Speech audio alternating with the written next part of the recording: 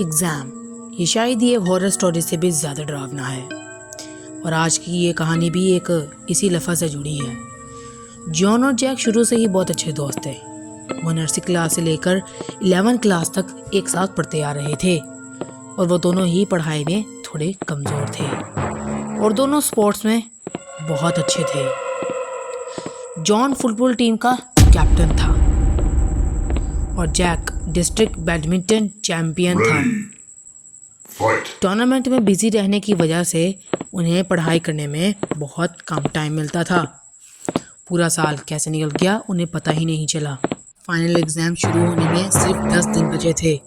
वो दोनों का ही उन एग्ज़ाम्स में पास होना बहुत ज़रूरी था और अगर वो फेल हो जाते तो उनके पेरेंट्स उनके सारे स्पोर्ट्स छुड़वा देते।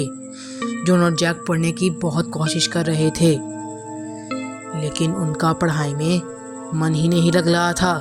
एग्ज़ाम में फेल होने का डर उन्हें सताए जा रहा था। ऐसे ही करते करते 9 दिन गुजर गए और समय बीतता गया। लेकिन अब भी उन दोनों के बहुत बुरे हाल थे। अगली सुबह एग्ज़ाम था और उन्हें कुछ नहीं आता था।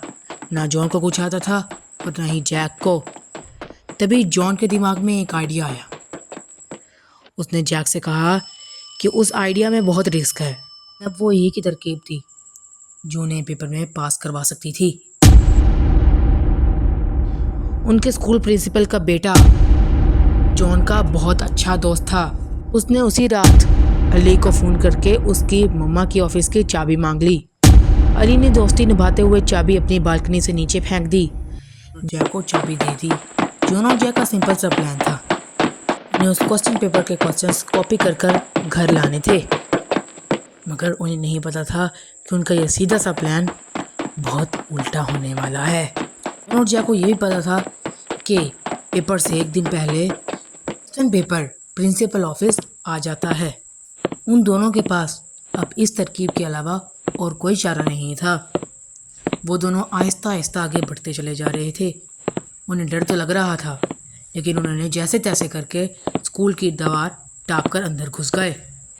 रात के अंधेरे में स्कूल अपने आप में बहुत डरावना लग रहा था।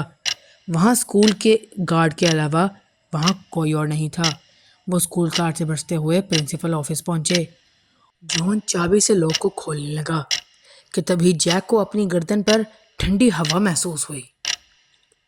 उसने अपनी बाईं तरफ देखा तो उसे ऐसा लगा कि जैसे कॉरिडोर में कोई खड़ा उसे देख रहा है। जैक ने जॉन को बुलाने के लिए पीछे मुड़ा। उन दोनों ने उस तरफ देखा तो वहाँ कोई नहीं था।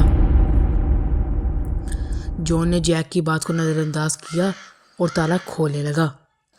ताला खोलकर वो दोनों अंदर घुस गए।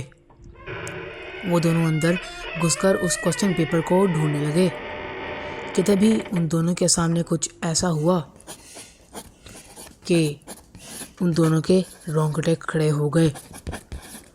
ऑफिस में रखी हुई अलमारी का दरवाज़ा अपने आप खुल गया। जॉन और जैक घबराते हुए एक दूसरे की तरफ देखा, लेकिन तभी जैक का ध्यान अलमारी में रखे एक पेपर पर गया।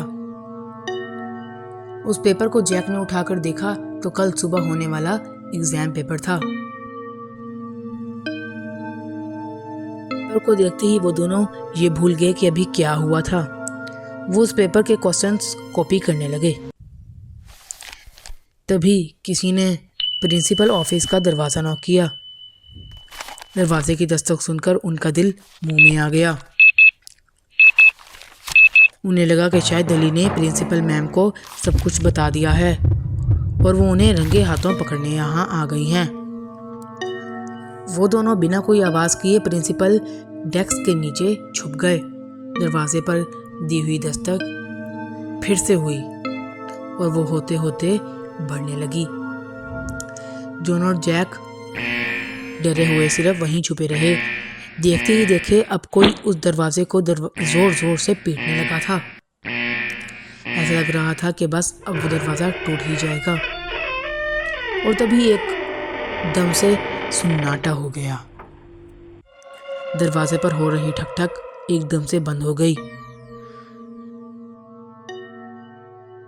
उन्होंने डेस्क के पीछे से उठकर दरवाजे पर नजर डाली तो उसके सामने दरवाज़ा धीरे धीरे खुलने लगा और वह दरवाज़ा पूरा खुल गया और दरवाजे के उस ओर कोई नहीं था। जो कुछ भी हो रहा था वो उन दोनों की समझ से बाहर हो रहा था।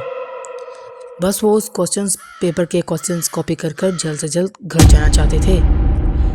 फिर उनका वहाँ से निकलना इतना आसान भी नहीं था।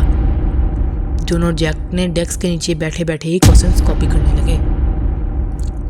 जितने क्वेश्चंस कॉपी हो सकते थे उन्होंने उतने क्वेश्चंस कॉपी किए और वो दोनों वहाँ से बाहर भागने लगे। और तभी उन दोनों का पाँव वहीं अटका और दोनों के दोनों वहीं गिर गए। दोनों मुंह के बल गिर गए। मुंह के बल गिरने की वजह से जैक के नाक में से खून बहने लगा। झटका उसे इतनी जोर का लगा था कि देखते ही देखते वो बेहोश हो गया।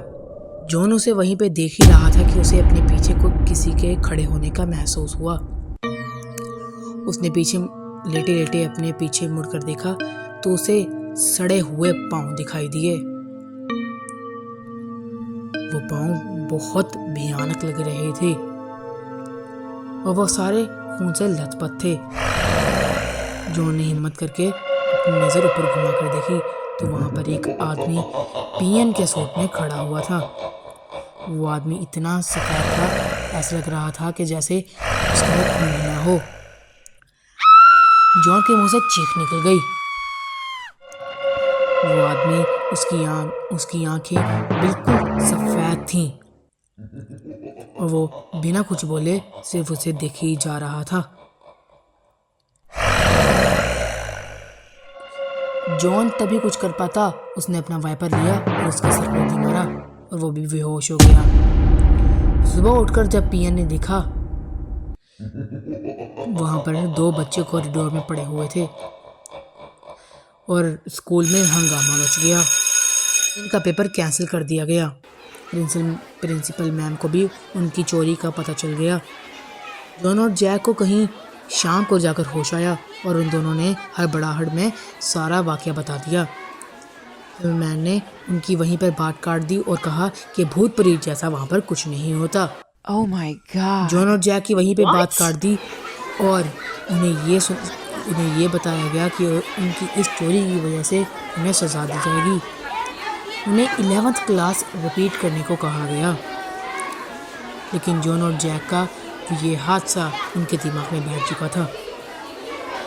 जॉन और जैक ने कई लोगों को अपने साथ ही हुआ हादसा बताया, लेकिन सारे उनका मजाक उड़ाते। फिर एक पीएन ने बताया कि 20 साल पहले यहाँ पर एक पीएन की क्लासरूम साफ करते हुए मौत हो गई थी।